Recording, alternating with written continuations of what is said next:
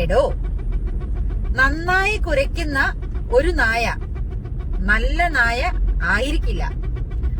നന്നായി സംസാരിക്കുന്ന ഒരുവൻ ഒരു നല്ല മനുഷ്യൻ ആയിരിക്കണമെന്നില്ല. മനസ്സിലായോ? എന്തോന്ന് മനസ്സിലായി? കുന്തം മനസ്സിലായി അല്ലേ? കൊരച്ചുകൊണ്ട് കടിച്ചു കീറാൻ പരുവത്തിന് വരുന്ന നായയെ കണ്ടുകൊണ്ട് ആ നായ ഒരു ശൗര്യമുള്ള നായയാണോ, യജമാനനെ എന്താ പറയാ സംരക്ഷിക്കുന്ന ഒരു നായയാണോ നമുക്ക് വിലയിരുത്താൻ പറ്റുമോ? അല്ലെ? അല്ലെങ്കിൽ അതവിടെ ഇങ്ങനെ കിടക്കും. അതെ, ആ കൊരയുള്ളൂ, ശൗര്യമൊന്നുമില്ല. പക്ഷേ ഒരുപാട് കൊരയും കാര്യങ്ങളൊന്നുമില്ല. ആ വീടിനെ നന്നായിട്ട് സംരക്ഷിക്കുന്ന ഒരു നായയായിരിക്കും. അല്ലെന്നോ? അതേന്നോ? അത് മൊത്തമാക്കി പറയടോ ആദ്യം. ആണെന്ന്. അതിപ്പോഴാണല്ലേ മനസ്സിലായത്. പണി കിട്ടിയപ്പോ മനസ്സിലായല്ലേ? ഓക്കെ.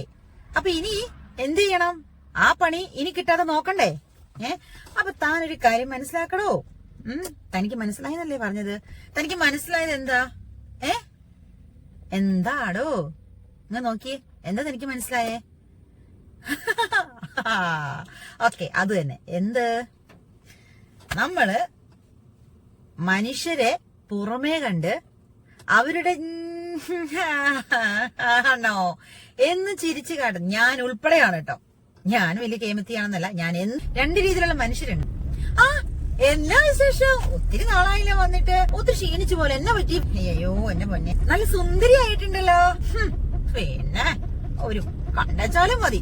എന്താ പറയാ, മുഖമൊക്കെ കരിവാളിച്ചു. എന്തോ അസുഖമാണെന്ന് തോന്നേ. ഈ എവിടെ ബ്യൂട്ടി പാർലറിൽ പോയി കുറച്ച് മേക്കപ്പ് ഇട്ടിട്ട് സുന്ദരിയാണ്. എന്തോ ബിരിയാണി നല്ല മിനിങ്ങിയിട്ടുണ്ട്. എന്നാ പോലും അല്ലെ വാരി തേച്ചാണോ? കുറച്ച് രൂപ മുടക്കിയിട്ടുണ്ട്. ഇങ്ങനത്തെ മനുഷ്യരില്ലേ? ഇല്ലെന്നല്ല, ഉണ്ട്. നമ്മുടെ ഉള്ളിലുള്ള എന്താണോ അതാണ് പുറമേ കാണിക്കുന്നത്. ഉള്ളിൽ എന്താണോ അത് ഉള്ളിൽ തന്നെ വെക്കും. പുറമേ ഇങ്ങനെയായിരിക്കും. ചിലരുടെ ഉള്ളിൽ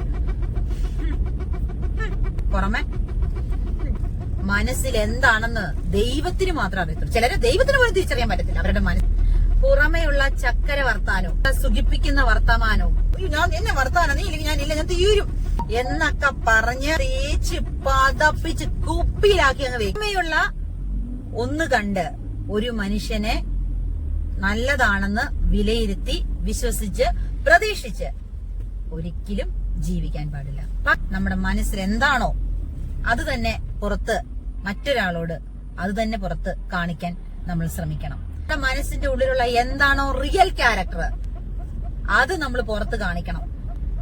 എന്ന് വെച്ചാൽ അക്രമസക്തമായ മൈൻഡാണ് മനസ്സെങ്കിൽ പുറത്ത് നല്ലത് അങ്ങനെയല്ല. നമ്മുടെ മനസ്സും ശുദ്ധമായിരിക്കണം, നമ്മുടെ പ്രവൃത്തി ശുദ്ധമായിരിക്കണം.